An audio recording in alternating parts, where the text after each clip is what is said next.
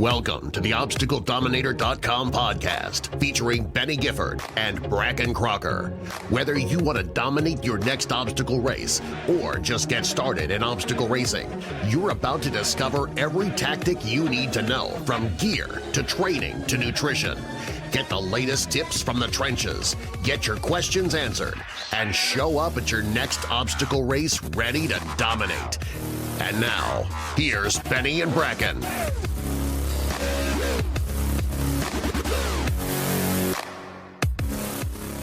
Hey guys, this is Obstacle Dominator. Welcome. Oh, it's not just audio. I forgot. It's also visual. So, hello, hi, super close. Brakken, you look gorgeous. You got you're trying to woo the audience. You're just like big eyes. Look at that. That's pretty. So, I'm trying to pick up sponsors, Beni. Yeah, it's working. You're gonna get a modeling sponsor out of this. Maybe you can be the new face of the Croix or L'Oreal because you're or a razor. Or a razor. Dude, we need to get Harry's to sponsor us or yeah. That'd be awesome. I use their stuff. Okay, guys, it's a Q&A episode today. It went really long because we really answered each one of these questions, and we had, I think, 15 or something questions. Great questions by all different people. If you ask one, it's probably on here. We take turns answering it, and at one point, I think I asked Brakken, tell them they should smell my pheromones and my pits because they smell fantastic. I mean, dude, I'm telling you, you got to. All right. Anyways, so we're diving in. We're diving in. All right. So we've been wanting to do this for a long time, and usually when I go on Instagram or we say it on here, and we're like, "Hey, you guys got any questions?" It's like crickets. It's nothing but silence. And then this time I did it, and within 20 minutes we had 15. So I don't know what you all were doing. What difference? What was it? Well, I don't know. What was the difference? Only one variable. My tooth? Yeah, you're more accessible to the average man. Oh, that's what it is. I came down. Audience is predominantly a redneck. Oh, right. I forgot about that. Well, maybe you'd all like to know that I was working for Stoker's a couple weeks ago, which is a chewing tobacco, and that's actually why my tooth fell out, because of my tobacco obsession. There you go. Yeah. No, actually, let's start this off in a way we haven't in a while. A little bit of Zevia. I'm finally done with my mouth being a Nazi zone of, oh no, I still can't chew anything for 3 weeks. Zone. That's strange. I don't know. As far as the type of food I'm allowed to eat. And no, that's not true. I still have to, but Demilitarized might be the term you're searching for. Whatever. They got the point. They knew what I was trying to say. Okay. So I wanna get started on these questions because we've got quite a few, and I think that we could talk for a while about several of these. So let's do it, mate. You want to take the first one? Yeah, I'll take the first one here. All right. I'm breaking my protocol. I have a phone in my hand during this meeting. This is usual for me. I'm usually texting the whole time, so it's normal. Am I less manly because I have a pop socket? No, but you are less manly because it's a pop socket. You're less manly because it's not a love handle, otherwise known as the thing sling. My buddy invented this. I have a thing sling, but it doesn't go on my phone. Dude, it's so very nice, very nice. It's much better than the pop socket. Those stupid things fall off the second your phone gets hot, and they're not nearly as look at this. Can you do this? Can you act like you're going to hand your phone to somebody and be like, oh, and if they think you dropped it, but really yeah. I haven't leveled up to that type of phone prank yet, Beni. Skills. All right. So first question comes from, I believe it's the Zonu Master. The Zonu Master screen. Handles are tough. They are. It should be mandated to have an enunciation key next to it. Wait, no, oh shoot, that's supposed to be an S. That's a typo on my. I think it's the Show Enough Master. Show Enough. I guess he says Show Enough a lot. Show Enough. Show Enough Master. Now you just gone up a notch or two in my book. Show Enough. All right, here's a question. So how do you guys eat? Any specific approach? I've heard a lot about high fat being a better source of energy for endurance athletes, but does that include OCR? How does that work if you're doing obstacles along the way? Personally, I haven't noticed any benefit at all, but I like the food. Yeah, that's delicious. Beni, do you want to start out, or should I kick this one off? Well, I'd like to make a comment on the fact that you literally read it verbatim. You even left the "so yeah" in there. That's part of the question. I want everyone to know that these are his words. I'm not censoring anyone on this show. Say whatever you want. I'm going to read it. That is true. Like neither of us have read through these. I mean, I copy and pasted everything that I saw and just threw them on here and sent them to Brakken. So there might be some inappropriate live reading here. I wanted to come into this sight unseen. I wanted my visceral, raw reaction to these. Yeah, nice. Okay. Well, so there's basically a ketosis question about, or at least high fat. Yeah, not ketosis. So we First of all, should we just say? I'll say it. I'll throw myself on the funeral pyre. Ketosis is a bunch of crap. Yeah, it is. Well, like, yeah. There's a place for it, I'm sure, but it's from 99% of people, it is not in endurance sports. You have to add that little disclaimer at the end in that in the performance world, it's a load of crap. Like maybe you can find a couple like high-end triathletes that do it, but they're like, it's very, if you even can, it's an ultra endurance sport and they are the extreme minority. It has its place in, weight loss and health, but that's still not even solid data in that those people might have just seen those gains in health and weight loss because it's the first time they've ever strictly followed a healthy or some form of diet plan. So, I throw ketosis in the same pseudoscience, bro science basket as what we talked about last time, which is being an endurance athlete who does low volume and high strength work, or people who are barefoot runners, or people, whatever, any of those things where they say, yeah, well, I know this guy, or it really works for my cousin, but you can't show a single world-class athlete. That's always my litmus test. Litmus test is, does it exist in spades at the world-class level? And if it doesn't, then I don't bother with it. Yep. It works for some people. It doesn't for a single world champion, and so I'm not messing with it. Right, exactly. That was the baseline criteria that I learned from. It seems really obvious, but that's what I learned from Hoont, the sheriff, when he said, dude, if the best aren't doing it, I'm not doing it. And if you can point to one who says they're doing it, that's not good enough for me. They literally have to be the best and have to be like obvious they're doing it. Yeah, now there are people who love to be on the cutting edge of things and love to label themselves as contrarian or like think that they know better research modes and methods than other people. And there are people that are that, but generally those type of minds are the people that world-class athletes have access to. If the highest level of athletes supported by governments do not have someone in their entourage that's saying, we really think there's some merit here, then it's probably either disproven or it doesn't even need to be disproven. Okay, high fat, yes. Go ahead, sorry.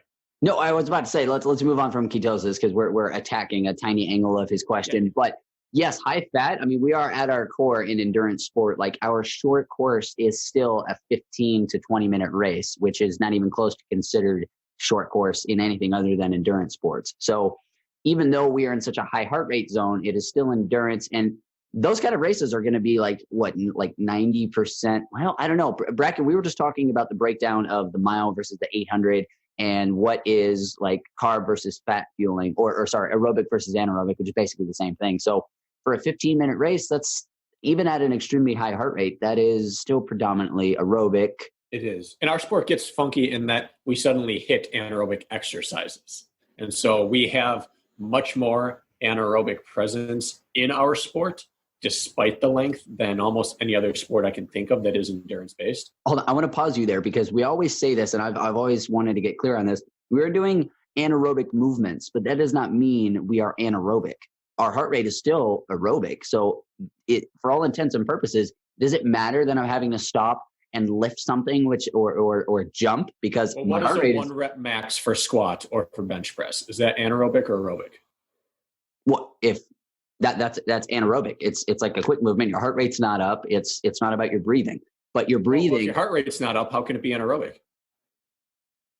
Wait, no, anaerobic means it's not about your breath, or it's not about the oxygen. Well, then why is our lactate threshold, our anaerobic threshold, things like that dictated on a lot of people use heart rate to do that? If I'm above 170, I'm anaerobic. Well, that's kind of the question I'm asking here is because... Right, so my point is that heart rate is not the only factor. If you do a 1 rep max, your heart rate's not going to rise. You might enter it at 110 because you're pumped up, and you might leave it at 120. And that's not even, that's like scraping the bottom of a recovery zone. That's like zone 1. So that's an aerobic heart rate, but it doesn't change the fact that it's a strictly anaerobic action. You can perform anaerobic movements with an aerobic heart rate. Like if you jumped right out of bed out of dead sleep and did like the most explosive box jump you could, your heart rate wouldn't even get triple digits.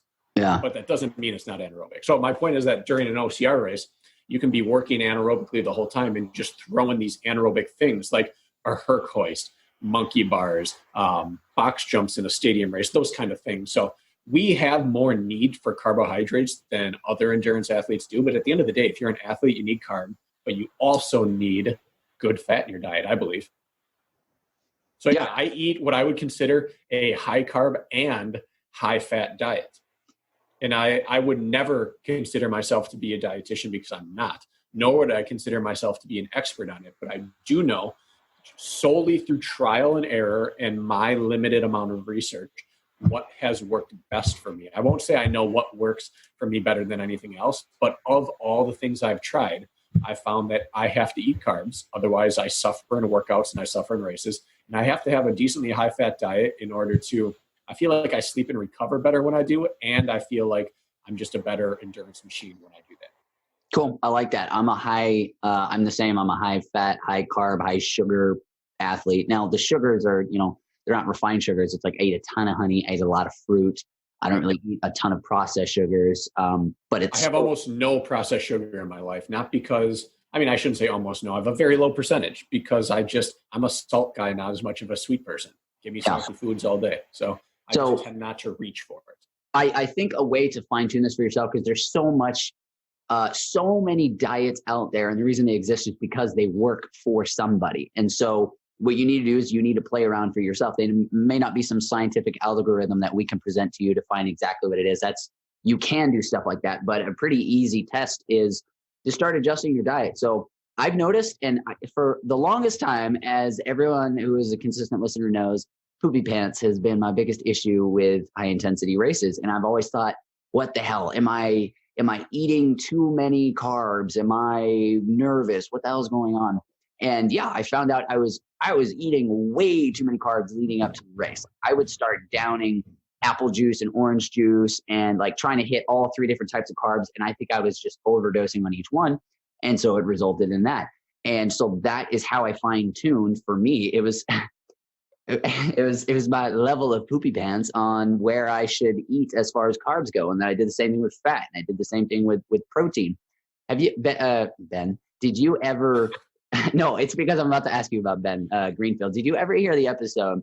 Probably not, where who JP Sears is? Yep. Did you hear the episode he did on Ben Greenfield's fitness podcast with him? But from the beginning, they never, and to the end, they never said that we're being satirical. Yes. Well, because you told me to, I listened to it. Oh, okay. I thought it was pretty hilarious. But at one point in there, they literally talk about how to decide your current appropriate level of ketosis by your current level of poopy pants. And the more poop, the better. The more, that's how you know you're in ketosis. And I literally used that method to figure out if I was eating too many carbs, and it totally works. Maria's a great teacher. Yep. And you might have different reactions. I'm pretty sure that's going to be the reaction almost no matter who you are, but that's how you play with the calories of each different source that you're getting. Now you had multiple questions in there. How do you guys eat? Any specific approach? Yep, we answered that. At the end of the day, OCR is still an endurance sport, and it still looks very similar. Like it becomes more difficult because, like we learned in the Kempson brothers episode, we stop and accelerate way more than anybody, like almost any other sport. And so, but that's not so much changing our fuel source. The fact that we're carrying something up a mountain, like the fact that the guys with the fastest carry times are almost always the guys with the best aerobic engines, not the big tough guys, is further proof that you're not really changing your fuel source. Maybe tiny, but it's still primarily just endurance fueling. Yeah. And now, again, one thing I always think about is mid-race fueling. If you are a athlete who relies on being in ketosis, having quick burning carbs is an enemy to that. If you have to stay in ketosis, are you missing half a mustache? No, I'm not. When you did it like that, it looked like you had removed. I was trying to rub something off my face that I realized was on the screen, but I didn't realize it was there until I moved forward. So continue. Got a little crust stuck up in that mustache. Apparently. Okay. Anyways, knocking down some gels mid-race is a pretty darn good way to get yourself out of ketosis. So it just opens up a whole can of worms. And if you have to do it correctly, you have to do it perfectly correctly. And it's really difficult to stay in ketosis. So we do need fat, we do need carbs, and I think that everyone should just start there and then play around with their percentages. Diet's like shoes. It's got to work for you. Anyone who says this is the only way to do it is probably trying to sell you something. So you find the one that works for you. Speaking of new shoes, nobody has ever told me, these weren't even in our shoes tournament breakdown, and nobody's ever told me to wear these, but I just ordered a shipment of three new pairs of this shoe because they're just will work for my body and I love the way they feel. It's the Merrell Trail Glove 4. If you're not used to minimalist running or barefoot style running, don't just go buy a pair and start doing all your mileage in them. But that's what I do on my stadium racing in. Anything that's not going to require like lugs, that's what I race in. That's what I train in. They get like well over 1,000 miles to each pair before they start having any kind of, I've never had a pair blow out on me. I'm about to because I've been running into the ground. But anyways, on to the next one. I'm going to add to that, Beni, trail glove. My little personal anecdote on trail gloves. When I first moved out to Colorado, a couple months in, I ran the Cheyenne Canyon half marathon. Oh, that's steep, sure. Right? It can be steep, yeah. It had a couple thousand feet of vert to it. But I took second place to this guy, and he dropped me right before the halfway point. He probably dropped me at mile 5, and then by mile 7 we started downhill. And I just blasted the downhills the best I could with my downhills at the time. And I cut into it a little bit. I couldn't run him down, and he wore Merrell trail gloves. And I thought, and this guy lives out here. He runs these canyons. He knows something I don't. So I got a pair, and I just hated them. I couldn't run them. They were too minimalist for me. They were just everything that's wrong with my feet was like personified in that shoe. Okay. I immediately returned them. Yeah. But, well, I don't. What works for someone might not work for you. Yeah, and that's interesting. Was it not a very technical trail? I would imagine it would be. Cheyenne Canyon, I don't know if you've run back up in there. It's not very technical, no. Oh, okay. Because I wouldn't really wear it for a trail race unless I knew the terrain was. It's pretty sandy and small, rocky. It's tame. I used to train out there in Lunar Racers, and I raced that day in Nike Lunar Racer, which is a foam bottom. Oh, wow. You don't need grip back there. Yeah. Okay. All right, moving on. Take number 2. Thanks for your question, Zahonef Master or the Shonef Master, whichever you're. I thought about going to each one of these people's profiles and getting their name, but I was like, that's too much. That's too much work. That's like this whole thing. Right. So Kenzie Rust, fellow Grit Fitness Pro Team member. Is that maybe I'm ignorant here. Is that a relation to Jackie? No. No, but she does live in Texas, which is weird. But no, she lives down in Houston. You're going to see her hopefully at the Grit Games if we can freaking get you there. She has a very simple question. How do I get faster? Laughing, crying, happy, smiley face. You get the Obstacle Dominator training guide. Ooh, should we just say that and be dicks and move on? Not say anything. Yeah. You run more than you're currently running. Yep. That dude, I don't care what anybody says. No fancy kettlebell program. You run more than you're running, and you run in the appropriate zone. Yep. Boom. Sorry, Kenzie. That's a big freaking question. So we're gonna get the book 80-20 running, and then decide. Just read the first half. Second half, I don't love the training plan. You could use it just fine, but read the first half, and then run more than you've been running. Yeah. Following those principles. Exactly. Yeah. Easy. There we go. Done. I love this. It's our answer to everything here should just be, what's that acronym? It's HLMGY. Here, let me Google that for you. Halagni. Halagni, people. That was quick thinking. That doesn't count though. I want to do the next one. That was too short. Go for it. All right. This next one is from Tyler Spencer 20. At Tyler Spencer 20. Question for next podcast. When it comes to stadium, sorry, sir. I believe you mean Stadion or Stadion if you're Brakken. When it comes to Stadion races, I'm looking to make up seconds anywhere I can, and I'm wondering what your guys' technique is for climbing stairs. Power hike 3 to 4 steps at a time versus running 1 to 2 steps at a time. I think about this every stair workout. I'm like, how's everybody else doing this? Also tips for descending stairs. What's faster, gripping handrails and swinging down or jumping several steps at one and just a steady 2-stair descent? Just so you know, Spencer or Tyler Spencer, these thoughts are going through everybody's heads the entire time. So Brakken, I have heard nothing but crazy things about the way you descend stadium stairs. So let's start there. With the descent, you take the maximum number of steps that you can repeat the entire race without hurting yourself.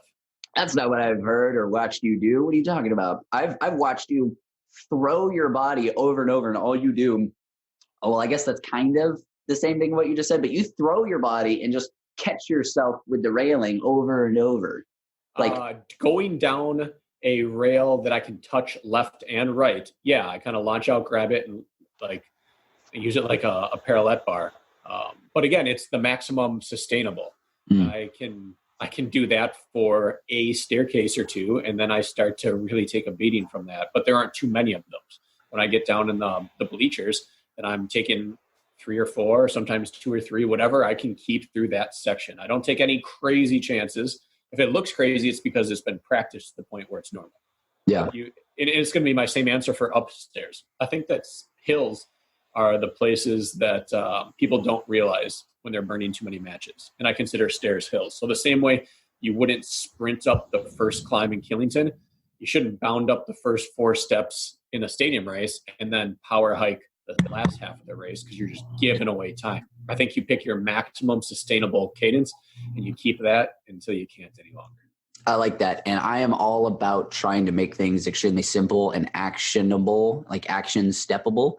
And so where I've taken the kind of advice I've heard Brakken just explaining is, first of all, Tyler, I don't know your current level of or competitiveness or training, but you should be doing stadium like stair workouts. I'm going to find a high school that'll let you on their stairs. And I have a workout that Brakken actually designed for me. It's like an hour and 15 minutes basically of alternating between, it's constant climbing and descending the stairs, but it's alternating between going with a sandbag and just running with it. And it's staying high end aerobic. So it's not meant to be a high intensity thing. It's just in the aerobic zone. It's about creating staying power and good climbing legs. And that gives you a lot of time going up and down stairs with nothing to do but look at your watch, look at your heart rate, play with different things. And depending on the day, the temperature, the different stimuluses I'm fighting, if I try and you get to know really well the feeling of, okay, I can feel my heart rate starting to go. I can't jog up, but I can bend over a little bit and power hike 2 steps at a time. And then when I get to the top, my heart rate has stayed the same and it hasn't done this, which it normally does if I were to try and run this part, even if it's easy running. So you get out there and you play with it, and it's annoying. It seems tedious, and even if you're not tracking it perfectly experimentally, you get a feel for, okay, in general, when I do this, even if my heart rate might be the same, I feel like it's harder, or my heart rate was definitely harder there. When I go downstairs, I do the same thing Brakken just said. Because the stairs are so diverse in stadium races, we go from the stairwells where it's a circle all the time, where you might get 2 jumping transitions before you have to stop and pivot and turn around. There's the ones where you're on the steps that are really steep and they're very short. Those, I don't really have a fast way of getting down those because it's such a minor margin for error because the steps are so narrow and they're so steep that I don't really take chances on those. I don't throw myself down those. I go down those maybe 2 at a time, and I've got long feet, so I kind of have to like sidestep them. But for the ones where it's like kind of more mellow, the lower seating, I think you organically feel that one because they're made for like running down. But yeah, you have to play with it during training. You play with it during races, but that's not a great, place to try and perfect skill set. So never play with it during a race, Benny. Yeah, that's got me in trouble a couple times. On a side note, I've always wondered, I've got a really tiny wiener, so that can't be it. But I've always wondered, do I have? Come on, Benny, that's not the rumor. I've always wondered about the size of the rest of the guys in the field, because I can't use. I mean, not anymore because I fixed it. But for the first 3.5 to 4 years of racing, I can't use 99% of my race pictures because it's just, there's 2 guys in the shot, even if I'm the only dude in the picture. And I'm always like, what the shit? I'm wearing the same shorts as everyone else. What's going on here? So are you all wearing 2 layers of compression or what? Yeah, I wear racing briefs. I wear running compression underwear. Okay, so I'm guessing it's for that purpose because you've done well, one, because if it prevents chafing and rubbing in long races. It keeps me protected. Like in a beast or stuff, if you're going through a swim or a crawl, like keeps everything out of there. I never have stuff up in my grundle. But it also keeps the shroom head from making an appearance. What's it called? The mushroom head. You don't want that stamped all over your pictures. I've just never heard it called that. That's a Macaulay term, the shroom head. But like I realized racing in college, I didn't wear anything under, and I saw a few pictures. And you're walking around, you watch guys warm up, like that's a terrible look. Well, that's a really bad look. And I looked down, I'm like, all right, I got the same look going on. So I started wearing just 2 pairs of compression shorts to help that, and that just wasn't comfortable. And then I discovered that like briefs, like it's almost like bikini style briefs, like old man white underwear that hopefully no one in this world wears. Yeah, they make like compression style of those, and I wear those every day in racing and training, anything. I think the only reason I'm so aware of it is because I've gone full commando. Like I literally never wear underwear. It just makes no sense to me. But that has pinholed my shorts and bottoms options as to what I can actually wear. Do you run into a big problem with like with like, having like a sweaty crack or anything like that? No, because I'm not an idiot like Hunter. I'm not an idiot like Hunter, and I don't wear like white and brightly colored things. So my cracks. You sweat through any color. You can't sweat through black. Try me. When I have to go to the bathroom, if I have to poop, my crack is so sweaty, I'll just like leave droplets on the chair. Okay, well, I have literally never experienced that. So you must have your armpits, but that's my butt crack. I'm not sweating right now. It's starting, but I'm saying that's the way my butt crack responds to having to go to the bathroom. Well, it's just like it's like a water park.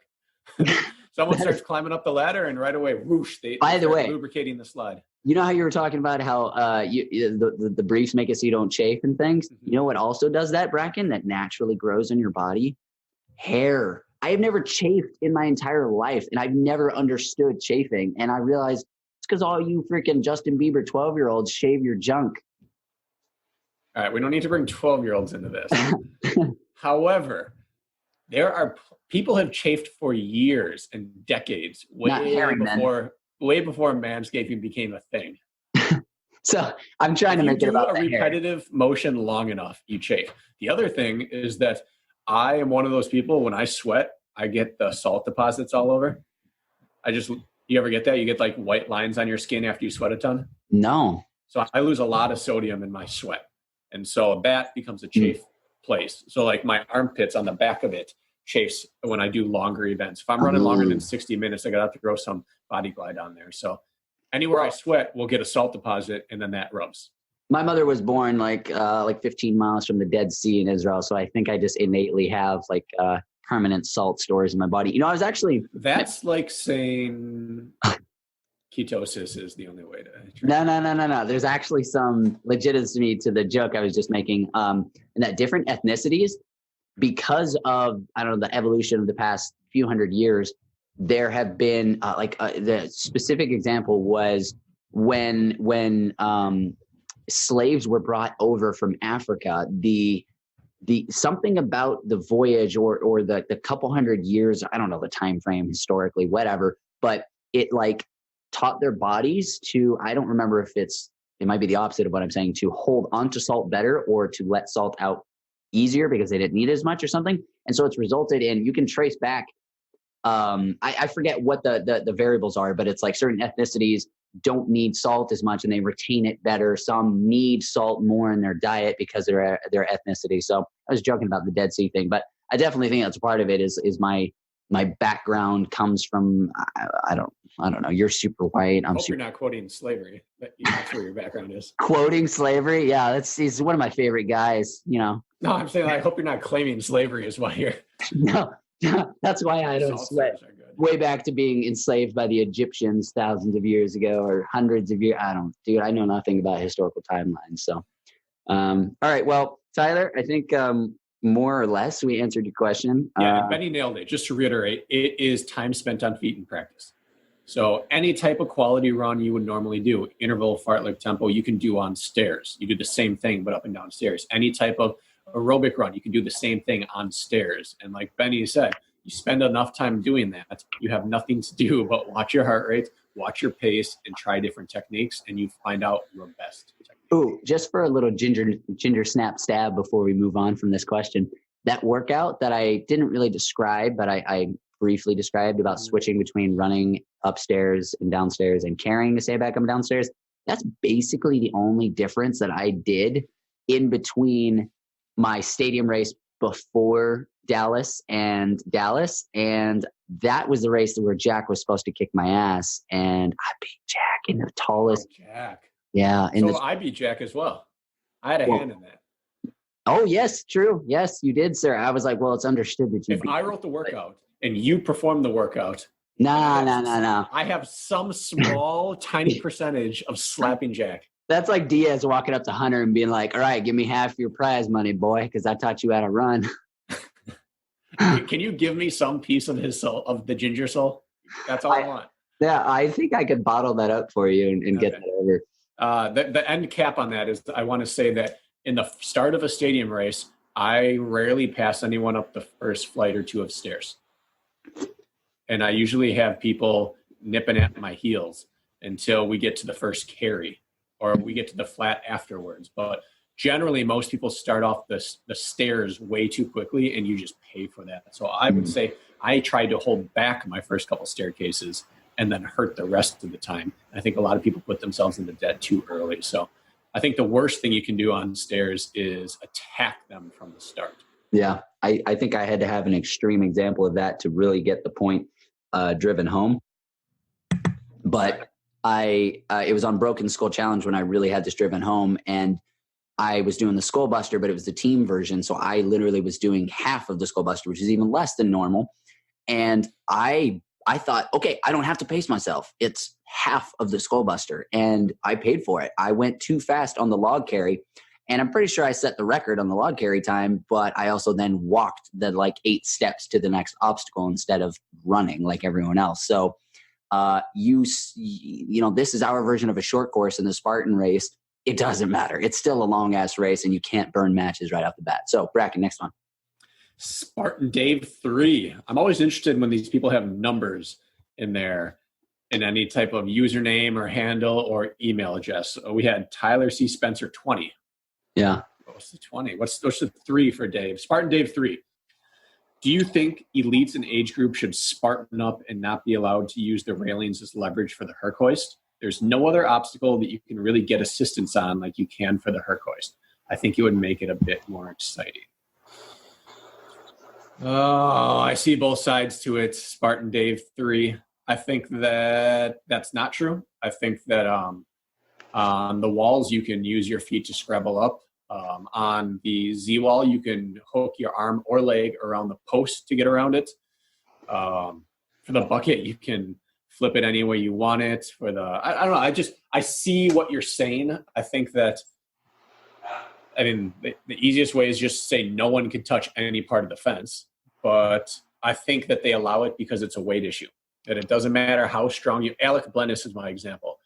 Pound for pound, he was always one of the stronger guys in the Spartan. He's long gone now, but he, at the start of the sport, was extremely strong and functionally strong, and used to fail Herc hoist because he couldn't counterbalance it because he weighed like 135 pounds, 130 pounds. It just, if it rains all night, it adds another 20 pounds to it. And if now it becomes a math equation, not a function of strength. So I'd be okay if they said you can't, but I think it's okay that they let them. I think that there should be some rule. They used to have 2 feet, then 1 foot, then no feet, and now people are like standing on top and jumping off. I don't know. It changes the obstacle, but I'm okay with it. I would have an issue with it. It wouldn't mess with me personally because I weigh enough, but I would have an issue with it because it's an aspect that, like you said, it's completely out of your control. Now, there are parts of that like Mother Nature and how well you deal with cold. No, you can still train those things. Can't do anything about. I guess you could get bigger, but there's only a certain amount that someone as tiny as Joshua Zwanitzer or Alec Blennis can get, and yet they're fantastic athletes. So there was I think it speaks to a bigger question: is what is an obstacle? I know I'm probably grinding my gears about this again, but like an obstacle race should be about obstacles. There are other types of races where you have tasks. To me, a Herc hoist is a task. That's not something to get over, through, or around. You have to sit stationary and haul weight. It's strange to me. Again, I don't mind the obstacle itself. I kind of enjoy the Herc hoist from time to time, depending on who's next to me when I get there. But it's a strange thing to have in a race for me. And as the longest running Stadium king, that's an interesting viewpoint, because it's the one that has the most tasks you have to complete in it, I think, out of any other race in. Yeah, I'm not decrying tasks. I'm just saying it doesn't seem true to the sport of obstacle. I think of obstacle courses. I think it stems from the military obstacle courses. Yeah. And I mean, correct me if I'm wrong, anyone in the military, but it's all get over, get under, get through, get around. It's not like, all right, now you have to perform reps, or now we're going to make. So I'm okay with it. Yeah. It helps me in races. I like rep-based stuff, but it's a strange thing to have during a foot race. And it sets a dangerous precedent, because then we see follow through issues or repercussions, like what happened with the sternum checker that's no longer around, and it was taken away because people said it punishes short people. But I was like, the height thing, that is not the same as weight, because you could say crawls, most everything in obstacle racing punishes short people. But, there's also things that punish tall people. That's not the point. The point is that was about how much force you could create to jump from one spot to another. That is 100% an athletic movement. They were saying it penalizes females because in general they're shorter. And it was like, which I agree. You should have different size walls for the women. Okay. Yeah, true. Maybe we adjust. But the thing is, I think 2 size sternum checkers should have been there, and then you don't have an issue. Yeah. But instead it was like, it's a sexist obstacle. It's my only complaint with OCR Worlds is that they have decided that women have to do the same tasks as men, which doesn't exist in any other women's sport other than like pure endurance. So they swim the same distance, they run the same distance. But any other sport, weights are always adjusted. Even size, like softball, the length of the bases, the distance from home plate to the pitcher's mound, it's always different because they have different frames. Yeah. So I don't see that could possibly be sexist. Yeah. And CrossFit, which I think is our closest sister style of roughly 2/3 scaled down for everything. Right. Exactly. I don't necessarily have an issue with it though, because we are such a unique sport that we don't fit into. There are so many variables in our sport that make it easy to argue around what all the other sports do, that it's like, I think we talked about this at some point about how it just creates a slightly different athlete. Like our women are going to be a little bit bulkier ratio wise than the guys will be, but really not really, because that's only one race. I mean, it is one of the 2 world championships that matter, but it's still only one race. It's not like OCR World Championships has a full series that is changing the way women are necessarily training for that. So what if let's say Battle Frog brought one of their obstacles to OCR Worlds, and they brought their version of a hoist, and the women had to do men's hoist weight. Not Battle Frog, Bone Frog. Bone Frog doesn't have very heavy weights, but if they got rained on overnight and suddenly none of the women can make the weight, or only the large, strong women can, is that an issue? Well, okay, so it's an issue. I think that's sexist. As long as they can use assistance and it's not about weight ratio, like as long as it's still within that realm of, it's about strength, not about your counterbalancing weight. The females could go on the men's Herc hoist and use all the fence they want, and maybe 10% of them could get it. So that would be an issue for the race that they would be stupid not to fix, because nothing that has that glaring of an issue is something that remains long. It has to be fine-tuned because it's not even. Like most obstacle races, even the ones that we think are like on the outskirts of, like Spartan is on the extreme edge of, it's more about your aerobic ability than any obstacle ability. But even that is still within the realm of a well-balanced athlete, of what a well-balanced athlete can do. So anything that is that far out of that spectrum would get eliminated quickly. And that's because it would no longer be a well-rounded sport. It'd be like, well, it was well-rounded until there was this task that was impossible for you to do. And now it's not well-rounded. It's kind of like Hunter it's kind of like what CrossFit has done with putting such a huge emphasis on Olympic lifting. It's like, that is, to me, it looks like the only thing that is skewed so far out of what a well-rounded athlete should be able to do. Like a caveman couldn't snatch 350 pounds. It's not going to happen. Like, I mean, maybe, I don't know, maybe some psycho, but, the form and stuff. But I don't even remember what we're talking about at this point. That's all right. We'll move on to part 2 of this. Spartan Dave. Hold on. Before we go back to part 2, just because we brought up Hunter. Whatever. Let's continue because somebody has a question. But go ahead. Do you think there should be a ranked elite and unranked elite grouping at the starting line? After watching the Utah Super, it was kind of bad visuals to see an elite male passed by elite females so early in the race. They kind of get in the way of the top females. Why don't they just start the ranked elite top 10 or 20 males, females, same time, and then all the other elites starts after that? That way, yes, we get the point. That is, I think, on everyone's mind. I've been watching that over this last week on my recovery days indoors, and it was like cringe-worthy watching them get to the sandbag carry, and they're they're just about a mile into the race. The women started 15 minutes behind, and they're passing men already. Do you understand how ungodly slow you have to be to get past 1 mile into a race with a 15-minute head start by someone of a different gender? That is, now that's really insensitive of me, but it's also the truth. Yeah. So, we've called for it before. Like, can we just say it a little louder this time? Spartan, we can't let people make the wrong choice anymore.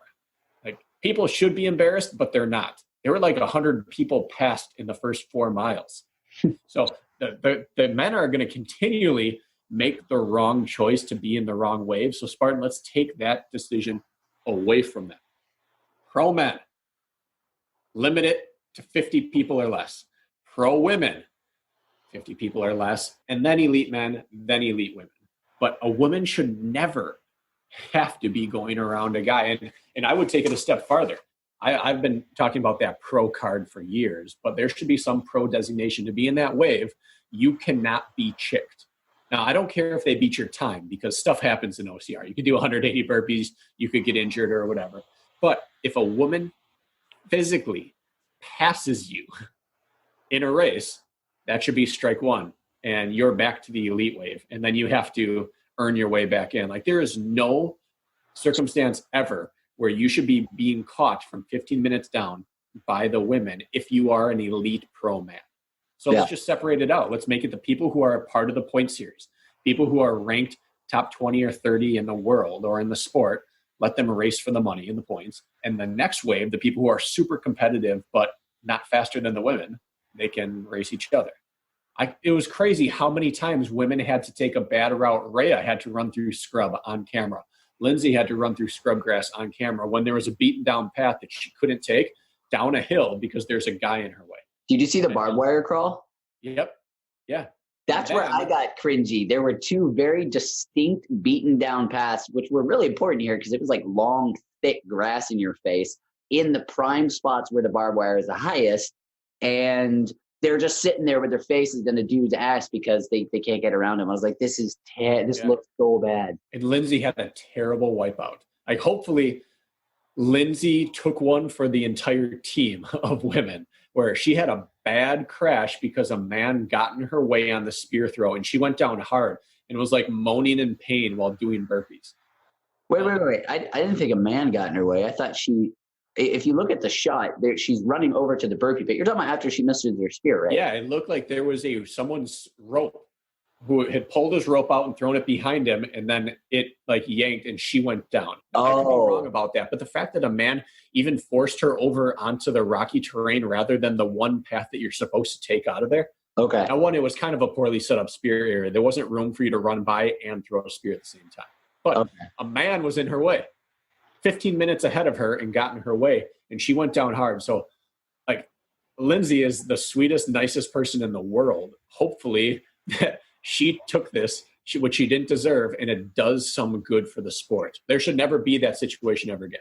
Yeah, maybe this wouldn't happen anymore because the competition has gotten more fine-tuned, but I think you would have to pick one of those, the top 50 or you get chicked. And I don't think it could be. They won't choose the chick thing. It would just be funny that like if you get past, like, whoop, we're yanking your cards. Sorry. Because, dude, if you think about it, that would exclude a majority. There isn't a single guy like. No, not the time. Getting physically past. No, I know. What I know. No.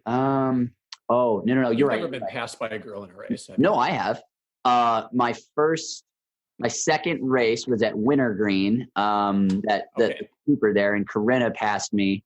Were you elite at the time, or were you? I've only ever raced elite. I'm saying, were you new to the sport, or were you like a contender? This is my second time like running ever. Not even like running in a race, just running. Right. So my point is, getting caught and physically passed. Yeah, that is the sign that you're not a pro athlete. And but I'm saying I placed. Not everyone can be. But I'm saying I placed, I think it was either 14th or 17th of that race. So it's like we'd have to pick. There are a lot of instances of that where we'd have to pick. It's like, look, top 50. Unfortunately, that's gonna create. I think it has to be like a flowing thing that's based off of something like Jack Bauer's system, where it could be the points rankings. Your percentage of finishing time compared to the winner, because a blanket statement like that's going to make the same thing happen all the time at smaller races where there's hundreds of dudes that it's a nothing Arizona Spartan sprint that's not a part of a series. But there, Nicole Miracle decides to show up and then she's stuck behind on the technical terrain. So yes, the answer. There's one final way to do it. And it's just so that the schedule doesn't get delayed by so much. You do that same ranking system and you send the 25 guys and girls at the same time. I like that. Just start them together and let them go. And then you still only have one extra wave. But right, no matter what they choose, it's time. It's ridiculous. I was embarrassed for my gender. And I was embarrassed for the women because it put them in a position where the guys are out there running. The girls are out there having to talk and yell while they're running. And just that little thing, like, you shouldn't have to think about that. Yeah. If anybody thinks it's not that big of a deal, either flash back to lap 2 of Battle Frog and how it was constantly elite on your left, elite, and or go out for a training run that is not an aerobic run, and like go out and do speed work on a track and do it with somebody and try talking and shouting the whole time and see how it impacts your performance. All right, let's move on to I think we answered that full thing. At some point, OCR Dave.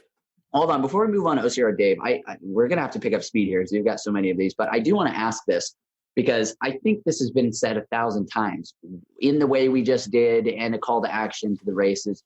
Why? I don't know if anybody is. Well, I'm sure Matt B. Davis or somebody has. Why are they not doing it? Because they've got to have some form of a good reason to not be doing it, whatever it's financial, it's the effort that goes into executing it. What? I don't think it's been necessary to put in the extra effort and planning to do it. And I think now it's finally necessary. And in fact, there's no such thing as off the record on a podcast. So I'm just going to say this is on the record. There's an email going on the Spartan back channels right now discussing this very thing. Sweet. So hopefully people who are in the position of power to make the change take the conversation seriously. But the conversation is happening. I don't know. In triathlon, when you have a pro card, is it a physical card you have? I mean, you probably get a card. Okay. Well, this just pops in my head because I don't know if anybody else got this, but I was part of the refined few from the Spartan demographic that was requested to give feedback on a Spartan credit card that they're looking at coming out with. And their options are actually pretty freaking cool. So, I mean, I would use it just because it's got the big Spartan logo on it and it looks like a piece of metal that I could kill you with if I threw it at you.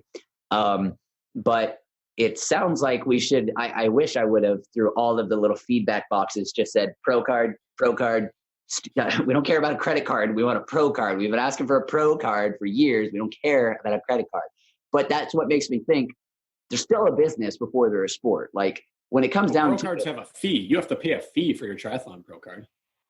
Well, right. But they're not going to make money off of it. Like they might justify the extra labor probably. If it's anything like what Battle Frog's formula was as far as the income, which I doubt anything is that's still around, but they made it was like 1.2% of any income they made off a race was the elite wave. And I imagine Spartan has got to be either the same or even less because they're definitely spending a ton on coverage and, things like that. So I think it's still coverage gets offset by sponsors. I don't worry about that. I think it's still just you're right. They don't make money off Elite's registration. Yeah. I wonder if there's a trackable way to see if elites are positively bringing new people into the sport. Well, there's a show because of the elites, and the show gets watched by people that come out for the race afterwards. And so it's a self-sustaining economy. Yeah, that's true. For that reason alone, they should put on a good visual of not having overweight men getting passed by super fit women who are in their way. It's so bad. It's so bad. Again, we're not calling out you as people, we're calling out your behaviors. Right. Don't do that to these women. Yeah, I was watching. Oh, you know what? Yeah, I don't think we've ever done that before. Specifically, guys, if you're listening, just sign up in the competitive wave or the age group. It is no longer like a thing you hide under to say, I want age group. Show up to an age group at any race and tell me you didn't have to fight for that win anymore. Like, if you're not already in like top 15, top 20 of elite races every time, switch to age group just one time and try it. You might win. But the point is, you might. Like, it's not just a flippant thing anymore to be like, oh yeah, I want age group. It's like there's. And the truth is, the guys that are getting passed by these girls wouldn't even be top 20 in their age group. Right. People you saw out there were walking by mile 1. The age group is a Shark Tank. There is no one walking at mile 1 in the age group. So these are people that don't even actually belong in age group. They belong in competitive or open, and they're just there for the experience or to get out on course earlier. And they just shouldn't, it's not even their fault at this point. They shouldn't have the option to make that choice. Right. Yeah. Yeah. No, you're totally like a little kid. It's at some point, it's not their fault. It's that they're allowed to make that bad decision. Don't allow them to. Yeah.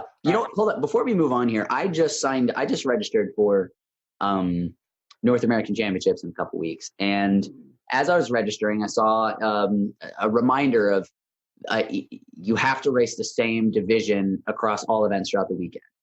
And I see why they did it, but I don't think I end goal agree with it because I am professionally competitive in the 3K. Well, I am not in the 15K. And so I got in trouble a couple years ago when it was in Canada because I registered, age in one and pro in the other. And I didn't know. But I thought that makes sense. I don't stand a chance in the pro wave in the 15K, but I do in the 3K. But I don't know. I guess they're trying to make sure people don't sandbag or something. I don't know. I don't see a negative to that. Who cares if they're sandbagging? It brings a spotlight to the age group. So also, they have a rule in place already where if you win your age group 2 years in a row, you physically can't register again for that. You have to switch to pro. So I don't understand. They already have the fail safe there. Yeah, I agree with you. There's the distance is so different that why wouldn't you? Why wouldn't you be able to be good at one and bad at another? So why do you think they are doing it, Brakken? I don't know. I mean, other than the obvious reasons, they don't want pros doing age group just to snag money, which then disheartens the age group and maybe has people that won't come back the next year because they know it's just going to be filled with pros. I don't think that's a good enough reason. I think you should want your age groups filled with the best competition. Yeah. Yeah, if you're going to offer money, you're going to get fast people there. That's right. I'm still not convinced, and we won't talk about this fully right now because we need to move on with questions, but I'm still not convinced that I should race pro at the World Championships level for 3K because last year my time justified third place. It was either second or third in my age group, and it was by 45 seconds, which was a big difference in the 3K. So even though everyone says you belong, what does that actually mean? When I look at the stats, it's well, I don't. So, and it's not like an ego or oh, I'm so, little Beni. No, it's I'm just being objective. That's where I belong right now. That's where I belong. Financially, for people who are paying their own way to go there, if you don't think you can wind up in the money, it just makes sense to go age group. There's a pretty unless you really want the experience or your ego won't let you. But if it's a financial thing, why not? There's a pretty big chance I'm going to do that. But all right, let's move on to OCR Dave. How's it going, hombre? How many hours do you generally spend a week on having an elevated heart rate? That is the question, isn't it? Whether it be running, swimming, biking. And how important do you feel stretching is? Brakken stretches about 8 hours a day. And how much time do you generally advocate avocado to that in a week? Thanks. I can tell you right now, Brakken stretches a decent amount, close to nothing. I use it as a tool. I don't need it. I mean, I'm sure I need it, but I use it when something's going wrong or to prevent something from going wrong. Static stretching. Dynamic stretches I do every single day. I have my warm-up routine before every run. I'm doing range of motion things before every quality session, and really anything that I could possibly get hurt doing, I'm doing dynamic warm-ups before. But in terms of sitting down and stretching, I'm really just working on my lower back and my hips because that's where my issues lie, and I hold those a couple times a day just to stay loose. Yeah, I think that's like an as-needed prescription. If you find that you're a chronically tight person, you have bad hip mobility, whatever, you target those areas, you fix them, and then you just maintain good mobility and good training. And I think it's about your lifestyle that gets you into those positions anyways. Like I used to stretch a ton, but I stopped because I didn't really notice anything. I never noticed anything. But like Brakken said, I do a ton of dynamic stretching. So this is something I might take for granted because I know it and I've known it for a while, but I remember when it hit me, it was like, oh, that's important. So maybe this will be a little value to somebody. Before races, you see people like stretching the crap out of their hamstrings, like real deep stretches. And people think stretching is to avoid injury. Well, that's true, but the type of stretch you do is important. So before a race, there's a reason it's part of your warm-up routine is it's active. So you are like, if you're going to stretch your hamstrings, the static stretch version of that is, if I were to just stand up and try and bend over and touch my toes and trying to like dig deep into that movement. That's what you do post event or post training. You don't do that before. So if I want to warm up my hamstrings for speed work on the track, I'm doing high kicks where I'm keeping the foot that stays on the ground. I'm keeping the heel flat. And I'm really focusing that it's actually stretching my hamstring. If I want to, whatever, it's all the active moving version of whatever that stretch is, because when you static stretch something before you're going to go do an explosive movement, you increase the elasticity of your muscle. And then if you're going to load that muscle soon after you increase the elasticity of it, that's when muscle tears happen. So that's why you do dynamic and active stretching instead of static stretching. Static you can do afterwards, but again, it's as needed. I don't really do it anymore unless I feel, my hip flexors were a little tight on that climbing session or whatever. Hours per week of training, 7 to 8 is generally what I wind up hitting, but I always like to be in the 10 to 12 hours per week of elevated heart rate work, running, biking, that kind of thing. Oh, okay. I had this just cardio work. 7 to 8 is what I generally hit, but when I'm like, I think in order to be ready to compete with the best in the world, I have to be up around 10 to 12 hours a week. Okay, I was making like a hard frowny face because I forgot that we were talking about aerobic or like heart rate work. Aerobic and anaerobic. When I was training with Hunter for TMX, which mind you is a 3-event day, we were doing 17 to 19 hours a week, but our minimum days were two a days, and we had 2 3-a-days each week. But yeah, that was still probably 12 to 13 hours of high heart rate, but that was for a cycle. That's not year round. That's not something. And it included strength work. Yeah. Well, the 17 to 19 hours was strength work. Yes. Yeah. But that is, I want to point out that you asked a question in the smart way. You said, how much time do you spend with an elevated heart rate instead of how many miles are you doing? Because a mistake I made that resulted in injury is when I moved to Colorado Springs, I maintained the same mileage that I was running when I was doing flat, which resulted in drastically longer running sessions up and down mountains rather than I had been doing on flat. So that's what it comes down to is time on feet, time with an elevated heart rate. Time-wise, I don't know, Brakken, what'd you say? For elevated heart rate, I mean, assuming I'm not in my recovery area I am right now. You're at about 6 to 7 hours. Yeah. So, which, holy crap, when you actually... Maybe you might be up around 8 because you do a decent amount of biking in there. You could be 8 or 9. Yeah, man, when you put it like that, it's like there's no excuse to be a professional athlete and not also have another profession. I mean, a very talented person can get by on 10 to 12 hours a week. Yeah. The vast majority of professional athletes spend that 15 to 20 hour range. Well, there we go, Dave. Taylor Overmiller. Wait, no. There's multiple OCR people in here. You missed. I skipped over OCR Morin. 76. It's important. 76. Really boring. Do you think Hunter will transition from CrossFit athlete to OCR WC athlete? I have some inside information. I'm going to drop little names here. I had a conversation with Hunter today. Ooh, Me too. What did he tell you? Go. I'm not going to repeat it. I don't feel like it's my place to say it, but I just want to drop the name and like act all cool. Like, oh, I talked to Hunter about this same thing today. So I'm going to say that without knowing anything about what I had talked to him about, he could make the transition back to where he was in 9 months to a year. No. He could make the transition to being good enough to be up in the top 5 to top 10 in 3 to 4 months. 9 months? To a year. Dude, his time, he could drop weight. He could drop 20 pounds of size in like 3 months. He could. I don't know. I mean, it depends on what his goals are. Like if he's like 3 months minimum of weight loss combined with, and that would have to be concurrent with 3 months of, or 2 months of base building plus a month. But those are completely complementary. He'd just be cycling, assault biking, and running his ass off. Right, but he's going to be limited by his size initially. Not with swimming or biking or assault bike.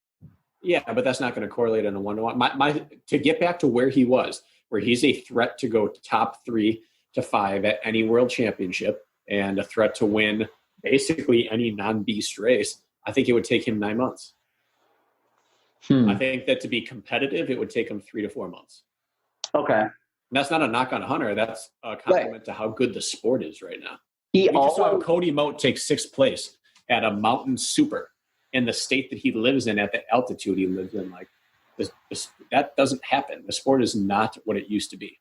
Yeah. Without talking about what Hunter said specifically about his return to the sport yesterday, because apparently I'm going to follow. No, I don't care. Hunter didn't tell me not to say anything. So that's Brakken's format. It's not my format. Hunter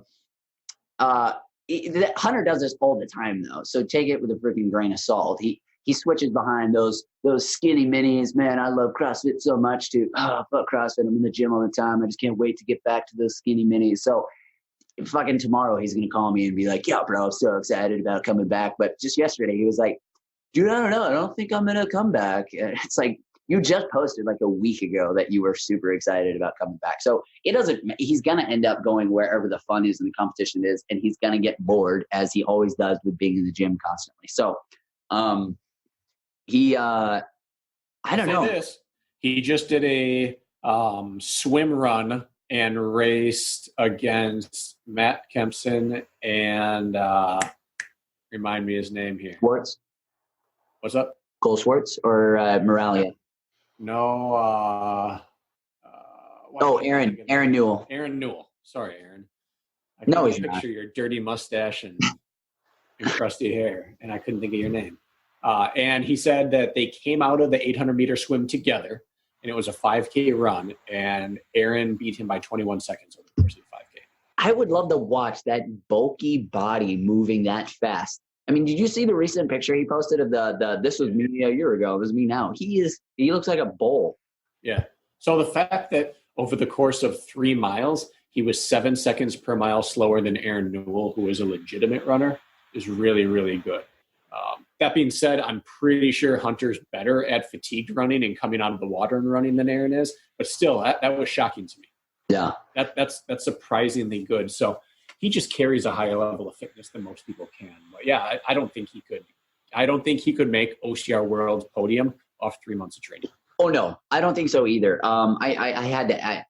That was the second part of the conversation, was me telling Hunter, dude, it's not the same sport. Like the rate of progress that happened in CrossFit is happening here too. Like the game, you would have killed everyone at the games in 2011 or maybe I don't remember the exact dates, like when when Froning came around, but before Froning was there, you would have hands down won all of those games. But same thing here. Like if you want to even be in top 15 anymore, you need to be a legit background athlete with an endurance background. So I agree. All right. Second part of that, will we have Hunter on after the games? Of course. Oh yeah, totally.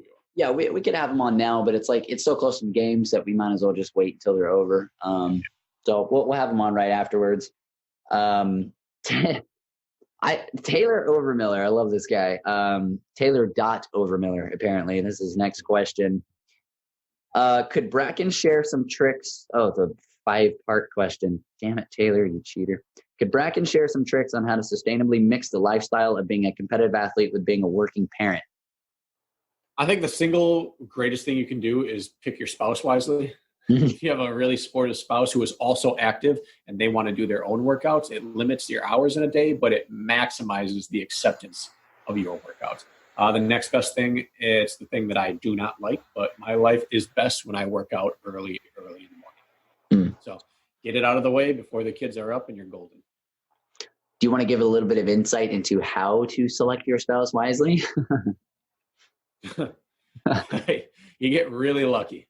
Okay. You know, you've picked people that have, if you are into fitness and working out, you either have to find someone who doesn't care at all about it, but loves the fact that you work out. So you have all the time to yourself and they support it, or you find someone that is interested in fitness and wants you to want to work out the same way that they do. Lisa has to get a run in or in a workout every day. Otherwise she is like, it's like skipping a cup of coffee for some people. That's the way hers is. And so she understands that I need to get my run in. And that's really nice. Now that I have it on the front of my mind that Lisa listens to all of our episodes, I wonder how differently you phrase things when you talk about Lisa, because you know she's listening. I just saw you pause. You paused. Like I was like waiting for you. I was going to say something, but then I realized that everything I say will be taken with a grain of salt since I can't prove that I don't say it differently. But I'd like to think that I talk honestly about her no matter what. No, you totally do. I just that I chose to marry her means that I really like every part of her. I just saw you pause when you were deciding how to describe how she is when she misses a run, and then you said instead of cranky, you were like, "Oh, she's super crabby when she misses a run." Oh, crabby. Okay, There's times she's like, I need to go run now because this isn't working. I'm like, I agree, go run. Like she's open with it. She's not herself until she gets a workout in. Bracken, I wish you could smell my hand right now because I just ran it through my pits and my pits smell just like pure man pheromones right now. Like the good kind, not like sweaty, like they're like the kind of smell. I don't think there's such thing as a good smelling pheromone. No. Dude, like if I could bottle this, I would sell it. And you'd have a bunch of sweaty Israeli men who wanted to be friends with you. And that's it. Exactly. I have a lot of sweaty Israeli women. All right. Second part. Could Beni share some tricks? I'll read it. This is for you. Let me read it to you. Okay. All right. Could Beni share some tricks on how to sustainably mix the lifestyle of being a competitive athlete with a constantly changing work schedule that involves lots of travel? Well, first, I want to point out that he called you a competitive athlete and he called me a competitive athlete. So basically, Bracken, you're no better than me. I just want to call me a working parent, and that's a stretch. I just wanted to let you know that we're the same in his eyes. Howdy, Taylor. Okay, I didn't actually hear it. Kind of changing work. Oh, that's been tricky as all hell. I think it's been essentially easy for me compared to other people who travel because I've been doing what I've been doing as far as I manage experiential marketing tours for different brands. So like Disney and Coca-Cola or whatever. And because of that, Bracken, what is building on your face right now? The next question. Sorry, go ahead. I haven't seen it yet, but I just saw this smile like fighting on Bracken's face and I'll pop out. But anyways, I don't know what it is, so I don't say it yet. The next two questions have you smiling. Okay, but I am constantly in a different hotel. And when you're managing a tour and you're in a hotel for like a week at a time, I go to Costco, I get one of those camping ovens, I get a blender, and I have a full kitchen set up in my home, and I treat it like normal. But when I'm in a different hotel every night, I have to embrace I'm glad I've had to go through this because I used to have a really, really, really picky stomach. If I raced or did a hard workout on anything other than salmon and spinach, I was screwed. Like my stomach just felt horrible. And because I've been forced to eat Taco Bell chicken quesadillas and forced to, you are blessed to have that option. Well, as in I only had that option forced, and Subway chicken bacon ranch sandwiches on foot-long Italian herbs and cheese with everything on it. It's forced me to be a lot more comfortable with my body, okay with doing almost any kind of workout on almost any kind of food. But I mean, there's that little trick with Costco. You can return the oven no matter what. You can return anything to Costco. You could like take a poop in the blender and return it, they'd still take it. So, and it's like Brakken said, you have to know when you're going to do your workout each day, or you're not going to do it. And then still you need to get it done before you do anything else. The airport has gotten very comfortable for me. Like I don't get stressed out with traveling anymore. So in general, it's not as hard as people think when you do it a lot. So it becomes less tricky. I don't really have a lot of fancy tricks and tips I do. I've just gotten used to the process. You start to embrace the hotel gym. Exactly. I constantly have in my mind that scene from Fight Club where he's talking to Brad Pitt and he's making his little jokes about the single serving lifestyle. And that's basically it. You get real, I don't know. I don't have a list of like snappy things I do. Like I go into the mother's breastfeeding lounge by myself, lock the door and do burpees and stuff and then come back out. I don't really do anything fancy like that. I tell you what though, I do sometimes pull the luggage rack into my room. Every hotel has one, and I'll do pull-ups on that because no hotel anywhere has a pull-up rack. So I have to like hold my knees up and then just do like pull-ups and chin-ups and stuff on that, and it falls over sometimes. But I like that. That's a good idea. Yeah. Good job, Beni. Yeah. All right. What are these ones that are making you smile? Who? Well, that's just not fair. Brakken just ran a 420-something mile. Read the question, Ben. Oh, sorry. Right. Instead of answering it, who would win between OD hosts in a beer mile? Prove it. Oh, by the way, does this include Ben Greenfield, Hunter McIntyre, Rose Wetzel, or okay? Hunter would win. No, I would win. You'd win? I don't know how you handle your beer. I just know Hunter's done it 1,000 times. So here's the thing: it doesn't matter how you handle your beer. It matters how fast you can run, how fast you can chug, and then how fast you can run on a full stomach. I don't mean alcohol. I mean, chugging a bunch of disgusting liquid. So I am probably 25 seconds faster to 30 than any of them in a mile right now. So I have a 30-second cushion right now. You're good. Right? You're good then, yeah. But I'm also probably the fastest drinker. Ooh, dude, Hunter's going to get so lit. I'm going to send him That's fine. I'm sure he can handle everything better than I can. You chug good?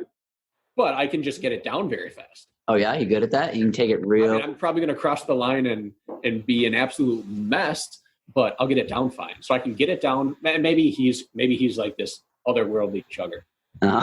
I'm sure I can match the chugging, and then I just have to not lose 30 seconds on running with foam in my belly.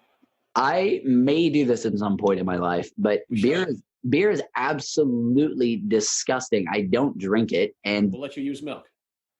That sounds even worse. Right. No, you can use Ziva. Zevia? Whatever it's called. Zevia. Dude, that is way not fair. Beer's not carbonated. Yes, it is. Have you ever drank a beer? That's what makes it so hard. Is beer carbonated?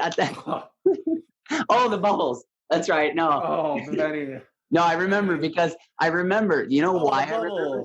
Can I walk you through my brain as to why I realized? Not because of any logic. It's because I saw the movie Young Einstein, and the whole thing is about getting the bubbles it's the foam. I don't. Have you seen that Young Einstein? No, that's like that's a real ancient classic one. Okay, sorry, it's carbonated, but there's no coming back from this one. So, anyways, I'm gonna win. Yeah, I'm sure Hunter would be good at it, but I'd get dead right now. Even if Wetzel in Hunter's prime, and when Hunter's in prime running shape, that would be a battle. I bet Rose would still beat me. I don't. Yeah, oh, I'm sure she's good at it. What is she? Like a 5:15 miler or something? I don't know what she could do right now, but I bet she could run under 5:20. Yeah, I have zero experience chugging or running well, ingesting anything, so she'd probably beat me. I'd get dead last in that. The Boulder Babes did a LaCroix mile, and that looks worse. Hunter is obsessed with LaCroix. Dude. My dad has been obsessed with it for like 15 years. He's like the LaCroix hipster. He liked it before it was cool to like it. And we always like laughed at him about it. And then now it became like the hip thing to do. And we're like, this man was ahead of his time. LaCroix is like he only calls it fuzzy water. Fuzzy water. LaCroix is like the handicap version of Zevia. It's just, it's lame. There's no reason to drink it. You probably have Apple AirPods if you drink LaCroix too. Dude. You ever want to get on Pete's good side, get him a case of fuzzy water. Yeah, I'll keep that in mind. Same with Hunter. Just send him LaCroix and ask for like a booty picture and you'll get Hunter, Hunter, I'll bet you a case of LaCroix that I can beat you in a beer mile. You know he will take you up on this. Right after the games, we should do it. Right after the games. He'll do it. He'll definitely do it. Again. Can Beni beat Hunter right now in a 1 mile race? This I would love to see. I don't know. I don't think so. A one-on-one race in a mile, you versus Hunter. Wait, are we talking about an obstacle race or just 1 mile? No. A 1 mile race. No, because he says he can still run like a 450 or 4 something. He can run 440-ish. Well, I don't know if you saw, I called him out on his Instagram post. He also said he used to be able to run under 430. Are you talking about cross country No in school? Never. He's never run in the 420s in the mile. I was surprised when I read it, but I've just grown to just not doubt anything Hunter says. I don't doubt that maybe he could have, but he didn't. Right. You can't claim a time that you think you could have done. I'm in like a 10 flat 2 mile shape right now. Right now, I would be amazed if he could run faster than 448. He's just so big. Well, it's still 9 seconds faster than I've ever done. It is, but if you were on him in a race and you got to 200 meters to go, I believe you could beat him. So your race, your final sprint, because of all he's great at, he's not like a huge high-end speed guy. Mm. I think I'd like to see you're a very fast high-end speed, and I think that if your entire race would come down to, can you be in contact with 200 meters to go? Yeah. And his race would be to break you. In the first it would, and he's real good at that. Yeah. I'd pay to watch it. That'd be interesting. I'd love to do that. If you start your burpees with the jump part, are they called P-burps? I like that. No. Good try. Not going for it. I'm going for it. I'm sold on P-burps. I'm not ever going to call them burpees again, ever. And that name is not related to the motion. The burp is not the start, and the P is not the hands above your head. Dude, hey, that is clever. You don't dig into it. Like, no one's ever made that joke before. That is clever. That is lowbrow clever. Don't give them that. That's dad harder next time, that is Taylor. No, Taylor, I'm on board with that. That is great stuff. I know dad jokes. That's not a dad joke. No, just because you have spawned some children does not mean you know dad jokes. Oh, ask anyone in this family if I have some cringy dad jokes. Best dad joke right now. No, that's not the way dad jokes work. They come out when it's cringy to do so. You literally just went up a notch in my He's Actually a Dad Joker book, because that is spot on true. You can't ask a dad joke to be You don't practice a dad joke. You say it when it's inappropriately awkward to do so. Yes, exactly. Okay, Kirk Dewindt. I'm wondering if Kirk Dewindt PT. I'm wondering if Brakken likes to look at my ass. He either runs behind me on purpose or because he's slower. I'd like to have some pithy comeback here, but I have spent the first 2 races of the year running directly behind Kirk, and then we got together for a big mountain workout about 3 or 4 weeks ago, and he ran me into the ground there too. Huh. So, yes, Kirk, I guess the best excuse I have is that I love looking at it. Well, should I, you and about 50,000 other Instagram women, should I come to the rescue here and say that I think I'm 1-1 in racing Kirk? Yes, please say that. Yeah, I now Jack will probably jump in and be like, no, my stats show otherwise. But I can only remember racing Kirk one time, and that was at the the OCR. It can't be 1-1. That's not mathematically possible. I'm assuming there's a race I don't know about where we've raced. But I can't think of one aside from that race. And if it's true, then it's 1-0, and it's not even a close 1-0. So I'm coming to your rescue here, Brakken, and I'm talking. Do you like staring at Beni's peach? Yeah. Do you like behind him? My brown and fuzzy squirrel peach? Is that what you like? I like that. Nice. All right, next one. You know what? We're gonna have to turn this into a 2-part episode. Dude, it's 6. We can power through these. Holy shiza, you're right, because we've got an audio. No. Let's power through. I don't want to do 2. Right. What kind of watches and activity trackers do you use for running and cycling? I use the Garmin Forerunner GPS watch. It doesn't matter which one you use. They're all great. I have the old 220. It's like 5 years old. And an activity tracker I don't use, but I have a Wahoo Ticker Fit armband for my heart rate, because I don't like chest straps and I don't trust wrist straps. What, you don't like the chest strap tan? Oh, you can't see. So you're just looking for a reason to flex those. No. I'm not flexing. I'm trying to find the. Can you see it? I'm not flexing. I just can't breathe. It's like over here. I don't know. I have the Garmin Forerunner 630, and I use the Wahoo Ticker X heart rate chest strap. That's from BioCore Fitness. Nice. Let's go. Wait. What running injury? Oh, are you skipping questions or? No, I was going to read that one. Okay, go for it. Go. That's fine. It's okay, fine, you little dick. What running injuries, if any, have you guys had, and how did you overcome them? I had bursitis when I switched to living in Colorado Springs, which is where a sac in your heel, I think it's called the bursitis sac. Bursa sac. Whatever, I don't know. Bursa. My heel, it's kind of like Achilles tendonitis, kind of like that, but it's only in your heel. Maybe it goes down the side a little bit, and it makes it so even walking is painful. I couldn't run for 12 weeks, and it's because I switched to way too much dorsiflexion running, meaning climbing up mountains, and I didn't increase that very slowly like you're supposed to with everything in training. And I did it too quickly. It damaged that sac, and I couldn't run for 12 weeks. I just had to do a bunch of cycling and rowing. So be careful with any stimulus you add to your training. Do it very slowly and incrementally. My first running injury was my freshman year of college. I was running in a pair of shoes I shouldn't have been. I chose the most expensive shoe we could get for free rather than the shoe that worked for me. And it had pronation control, and it just torqued my leg in a way it shouldn't have. And we ran all on the side, on the shoulder of a road out in the boonies in North Carolina. So I was just on an angle every day, and I jumped up huge mileage at the same time. It was a bad convergence of factors, and I just got IT band pain, and it got worse and worse and worse, and I lost my entire track season because of it. Then I pretty much, outside of rolling my ankles, all I've really ever had wrong with me from running is this lower back SI issue that I got in 2012 in Killington from descending the second lap in the Ultra, and it just never went away, and it just got worse when I'd race or increase volume, and I just basically dealt with it for 6 years, and then kind of healed it last year. Now I'm back to good. And that's it. I've been extremely lucky. Nice. Yeah, and I don't think that injury, everyone says injury is going to happen at some point. So how are you best prepared to do that? I don't believe that's true at all, because I don't really count the bursitis thing as an injury. It was like just an annoyance. Well, okay, no, it was an injury.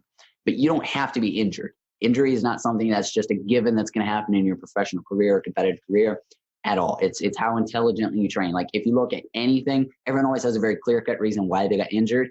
And so if you just learn about all that, you won't get injured. And I'm going to say the other side. Some people just can't avoid injury. Some people's bodies just break down. And I'm sure there could be some avoidance to it. But at some point you have to decide, am I like to do the training I need to do to be successful? My body might not be able to handle it. There are some people like that. So yeah. But that being said, I've been running since I was 12. So this is 20 years now of running. And I have 2 things I can point to that were caused by running. Yeah. Other than that, I broke a toe once kicking a rock in a race. So yeah. Rolled ankle, broken toe, and then 2 real things, an IT band and an SI. And both of those were probably mostly caused by my lack of flexibility. So I've either been lucky or I've always handled my recovery well. It's probably we've come full circle here to Brakken's lack of flexibility and stretching. Yep. All right, we're going to play the audio question from Spencer Moore. Hey guys, my name is Spencer, and I just have a couple questions for y'all. So lately, I've been working on being more consistent and just getting miles in. So my first question is, how many miles should I be getting each week? And how should those miles be broken up day to day? And how does that differ for the different race types? For example, training for a stadium versus training for a 15K versus an ultra. Now, my second question stems from that I need very specific goals to perform and train at my best. So to help me out, I would like to know, what race in 2020 would you like me to just show up and just beat you? Just name any race, any distance, anywhere in the world, and I will show up, just smoke you, dominate you to the point of embarrassment. You may even retire after that race. That's how bad you will lose to me. So you can get back to me. I'm Spencer the Texan on Insta. Anyway, guys, thanks. Keep up the good work. Wow, there's some bravado in that young man. He's feeling his stones today. I like the confidence. To answer the second half of the question real quick, show up to the 3K OCR World Championships 2021. That's for me. What about you, Brakken? One of two things: either show up to the beer mile. Let's just get this out of the way right away, or show up to. I'd like you to pick the race, Spencer. If you're feeling that good about yourself, I want to get you at your best. We got to put something on the line. More if we're racing for pink slips here, like I have to retire when this is done. Let's put something else on the line as well, because I do want to win. Like if you win, I'm retiring. But if I win, I could care less if you retire. So like, give me something that I win. Right. Spencer, reach out to us, put something on the line, and you pick the race, and we'll throw down.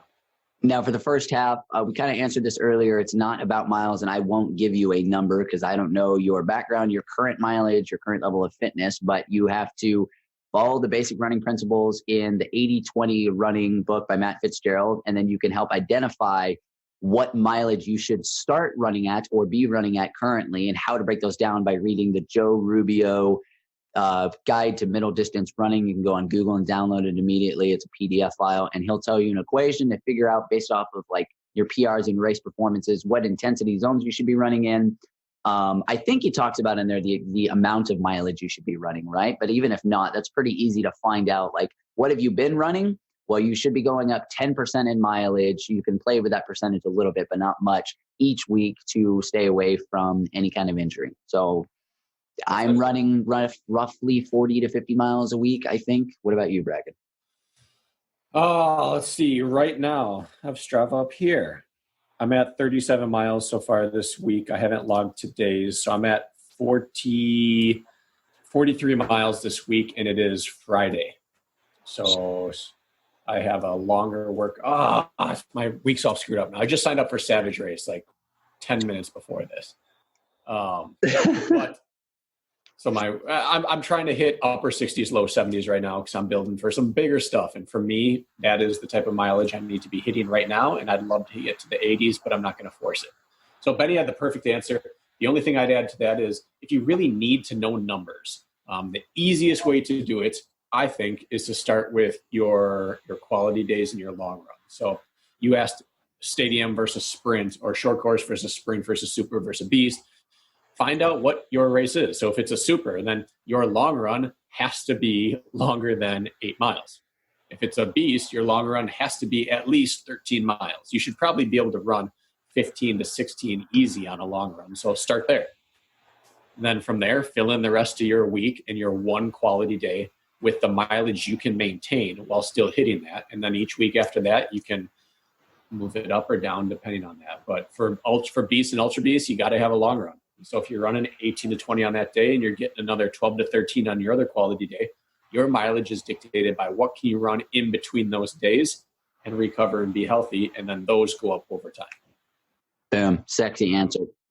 Quick question from BenJam2112. Should OCR men be required to shave their chest? No, because we are men in the sport. If you are a shuffleboard, quote unquote athlete or a golfer, go ahead and shave your chest. I mean, anyone can shave their chest, but mandating body hair removal, even for me, that's a bit extreme. Brakken, I was going with the spirit of it. Obviously, he doesn't actually mean you have to shave your chest. Yeah, can I take it literally, Beni? You can, sure. I guess that we bring different things to the table, and that's yours. All right, Kenny Schroeder, why don't you ask that one real quick? Well, yeah, Brakken, will y'all's grit team name be the Monstars? I'll give this an extra boost up here. You can get a thumbs up from me for a good Space Jam reference. Yeah, love Space Jam. And I'm down with it. I don't really care what our team name is. And we're going to be the undisputed team there unless the Boulder Baits decide to show up and throw down, but they're probably not going to. So let's go with Monster. It won't matter anyways. Yeah, we'll still beat them. At San Diego Joey, hope it's not too late for a question. There's a long one, so I'll try and sum it. I'm not gonna do that part because we're trying to save time here. Oh shit. Okay, whatever. I'm just gonna read it. First, a statement. All endurance sports, especially track and field, have various distance championships. The 100-meter Olympic champion is not competing in the 1500-meter, etc. Looking at Spartan, we see that similar separation between stadium racers, supers, and mountainous beasts. It's also the case for me. I'm typically first in age group. Humble brag. Oh, yeah, that's nice. Sneak that in there. But in sprints and beasts, not so much on the podium. So here's my question. Do you think Spartan would be better if there were 3 race category championships? Let's say they did. Who would you pick for each distance to be the winner? And how cool would it be if Joe offered up a trifecta package to athletes who managed to win all 3? Now, they kind of have a resemblance of that going on with the trifecta championships, but yeah, dude, this has been talked about for years. That is the purpose of the OCR World Championships organization. You're bringing on the 3K, having a 15K and a team event. It brings that diversity. It seems pretty obvious that at this point, we can all agree that the Spartan World Champion is the Spartan race world champion. He is not the Spartan race beast world champion. Right, exactly. Now, John Albin throws a wrench in this entire argument because he just wins everything he shows up. Exception to the rule. He's the exception. He's also the Sky Racing World Champion, and we wouldn't say that the Sky Racing World Champion is also the Spartan Champion. But right, and that's just to immediately smite the arguments of, well, John Albin could win all the races, so what does it matter? Well, he is the exception. He is not the standard. So yes, we 100% agree that it would be so much better. They've taken stabs at it. We've asked before if any of the listeners have video or pictures of the short course that Spartan attempted to do or did, and it was awesome at the World Championships, 2014, Brakken? I think so. Yeah, I wasn't there. I had just come into the sport. Brakken, were you a part of that? Yeah, I took second. What, Hunter got first? No, Isaiah. Yeah. Oh, Hunter. There was a spear throw each lap, and I missed my first spear. Oh. And I was in last place. Man. So I caught up, but Hunter ran clean, and he was on fire that day. So that's awesome. That was my chance to be a world champion, and I blew it. Oh, that's okay, Brakken. That's okay. Well, we have I know there are more questions that were delivered on the website that maybe I have not gotten to, but for anybody, I was just given access to the site of the website where I can actually answer request forms that go through the website and questions on there. So I'm going back and responding to shit from like 3 years ago. We've had like 3 people attempt to sponsor the show that we were not even aware of because they went through there and nobody was monitoring it. So, guys, we are fully running this thing now. We've got the guide coming out, blah, blah, blah. We've already talked about this in the intro. I think it was a great Q&A episode. We're going to do this again soon because apparently there are a lot of questions that we need to get answered. I know there are some that we did not answer. Brakken, any final words? What are we doing next?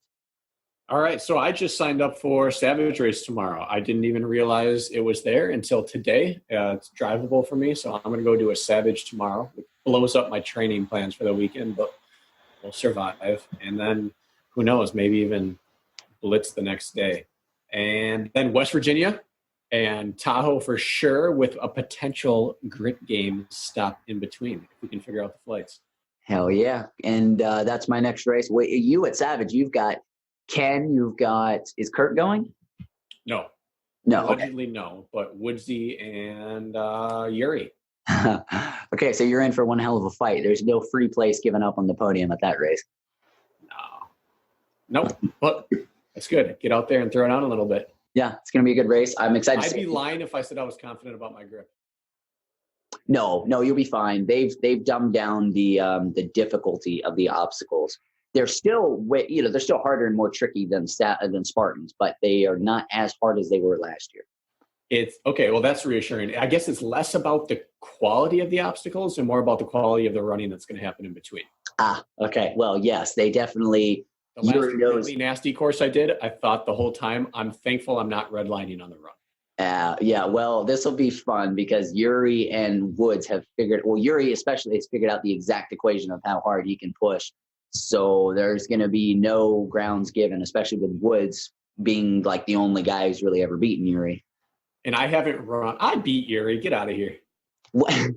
I'll be excited to see if you can beat him this weekend. Yeah, I have not run a Savage since either 13 or 14. Okay. So this will be my first time on most of their any obstacle they debuted in the last 5 years. Brakken, do yourself a favor. Please go out there the day before and do what you did. Today is the day before. Huh? Today's the day before. Go. Oh, well, okay. Sorry, sir. But go there before your race. Give yourself so much time and go look at the obstacles because they are tricky and there is a lot of time, like substantial placement difference making time on how you go through that hanging cheese slice obstacle, on how you go through the battering ram. The battering ram looks like you can jump on it and slide out across it. You cannot. There's a battering ram, huh?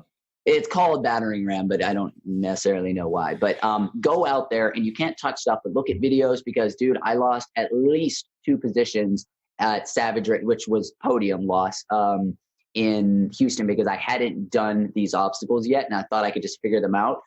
They matter. They freaking matter. By the way, when you get on your back and you're doing there's a spool that you have to push with your legs, and it drags a plate towards you. Put both feet on one. Don't try and put one foot on each side of it. Keep both feet on the same one and do them fast. Don't do like big, long movements, one on each side. That is a big time waster. Is it better to spool it towards you or away from you? Well, you have to do it towards you because you're drawing in it.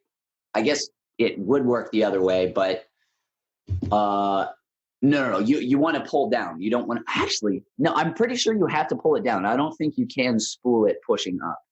Because I would do that instead. But I don't think you can. I think you have to. Maybe I'll get online and check them out tonight. And that might be opposite. I might have that flipped. It might be the only way to do it is pushing it up, but I can't actually remember. It's awkward. I'll tell you that. It's really freaking weird. And there's no. I assume I'm going to lose some time on obstacles, and I'm just going to find out. Just don't kick yourself because it's $1,000 versus $0. So it's it's not a like, oh, $500 at a Spartan race, whatever. It's $1,000. Okay. Anything else? Grit Games for me is coming up in a week. I am on 3 weeks of no training, and I'm on 3 days of back at it where I can't get my heart rate aerobic if I'm running a 9 to 10 minute mile pace. So I'm hoping my body wakes up sometime over the next couple of days to where I can actually do something high intensity. Because if not, Grit Games is going to be a smack in the face. It's already the hardest race there is in America. I would definitely say, especially within obstacle course racing, the whole event is just brutal. But hopefully, Brakken, we can get you down there, and it's most likely going to happen. I think we're going to figure it out. Even if not, we've got me and Victor teaming up with Brakken, without Brakken, whatever it's happening, and I'm excited. It's going to be a good time. All right. Anything else, Brakken? No, I didn't say it at the beginning, so let's dive into this episode ending. Oh, I hate you. Visit ObstacleDominator.com for show notes, training, and racing resources. And leave your question for Beni and Brakken.